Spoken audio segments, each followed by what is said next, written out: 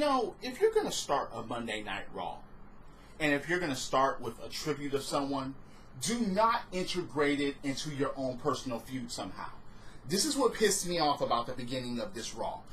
Ronda Rousey comes out, and of course, one of her best friends is Natty, and we all know that Jim the Anvil Neidhart passed away. But she integrated it into her own personal freaking feud. And started talking about Alexa Bliss, how she cheated again and again against Natalya. And I'm just like, wait a minute, wait.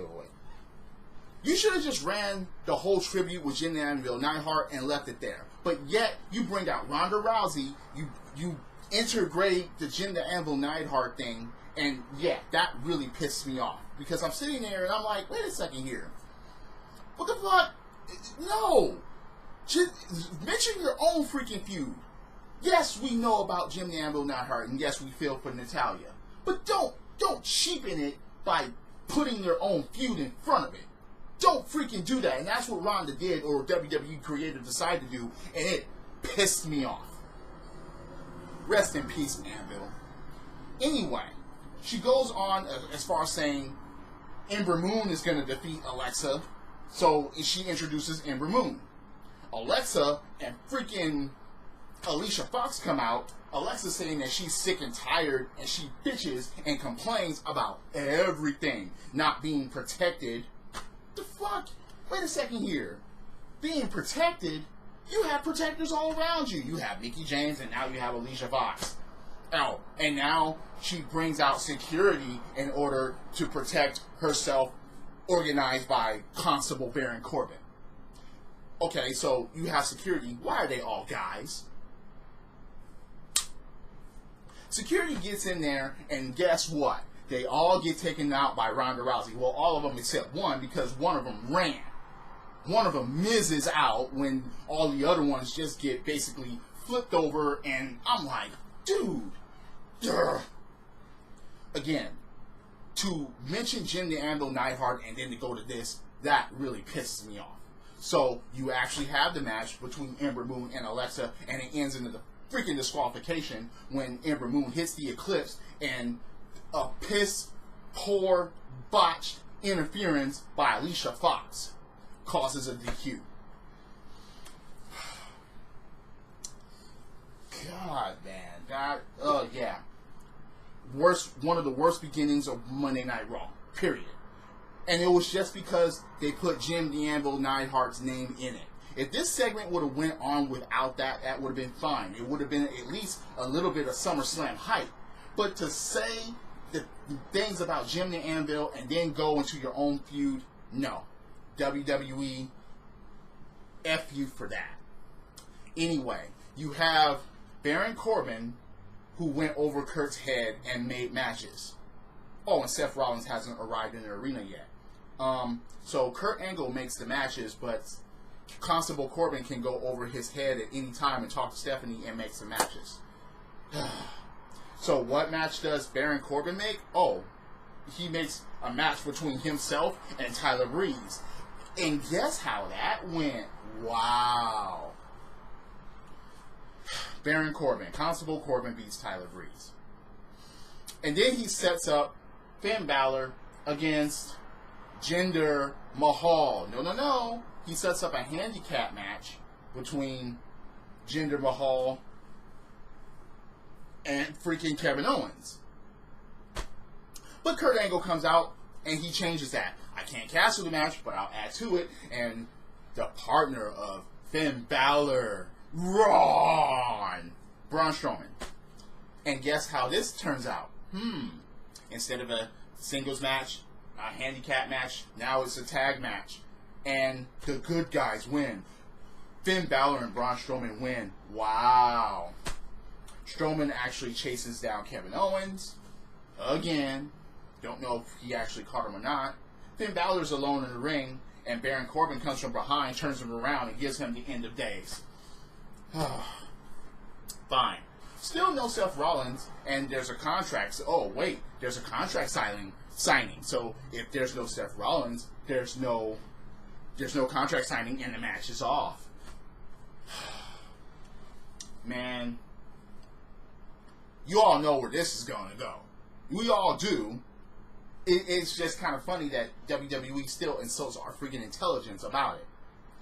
A guy named Ricky Roberts basically kisses up to Elias and says that he's in the ring with a guitar. I don't know how to play this, but when I learn, I'm going to actually get good and get into the Country Hall of Fame. Then the real Elias comes out and demands a stool. He sits down and he does his usual shtick. WWE stands for. Bobby Lashley hits the ring,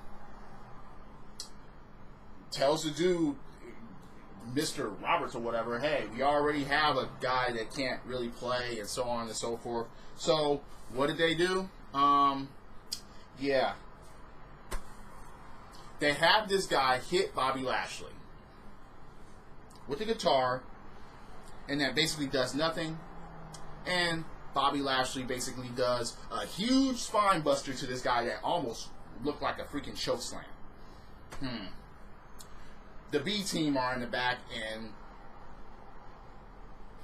Bo Dallas is actually going over the odds of them keeping the tag team championships. Yeah, 1 out of 3. You have a third. You have 33%. And what happens? The B team actually freaking retains by beating the Leaders of World and the Revival, but it was by the Revival hitting. Look, we all knew that B team was going to get lucky here. That was just no surprise to me, because again, they have to hype them up like that, of getting quote unquote lucky and escaping out of the skin of their teeth, even though we know that they can wrestle, and if they are actually being taken seriously, they could actually do damage in the tag team division, but they choose not to. So, Dolph Ziggler and Drew McIntyre, there are issues with the contract, and they mention someone can be in Rollins' corner. Yeah. Roman Reigns says he's tired of everything, and it's going to end at SummerSlam. Ladies and gentlemen, Paul Heyman actually comes out, and he's like, I can tell you Brock's dirty little secrets, and he wants to be in his corner. Handshake. Roman Reigns is like, nope. I already know that I can beat Brock Lesnar. You're not adding anything to it. Heyman tries again, and he actually fuels himself to get into the Samoan head of Roman Reigns about what the Wild Samoans taught him as he was riding with them when he was younger and stuff like that. Yeah. Handshake? No. Or maybe, because a paper was handed to Roman Reigns by Paul Heyman, and while Roman Reigns was actually reading what was on the paper, Roman Reigns actually gets sprayed in the face with mace or whatever, or pepper spray by Paul freaking Heyman. And then Lesnar actually shows up, hits the ring, and knees, chokes him out. Yeah, just chokes him out. He's going to leave, and then he comes back, and he actually gives him an F5. So Brock Lesnar is resorted to doing some Miz type shit like that. That's just. So you're telling me that there couldn't have been a brawl? You had to get these two like that? Anyway, Bobby Roode and Titus Worldwide versus Mojo Rawley and the Authors of Pain. What? So you're telling me that Mojo Rawley and the Authors of Pain didn't freaking win this match because Mojo is the one that got pinned by Bobby Roode in a poor DDT, by the way. Yes, it was the glorious DDT, but it was a poor rendition of it. It's just wow. And then they have the nerve to do the Anvil tribute right after that. This should have been done at the beginning of the show, not integrated in any storyline. It was a good tribute to Jim the Anvil Neidhart. They should have done this at the beginning of the freaking show. Not at this time.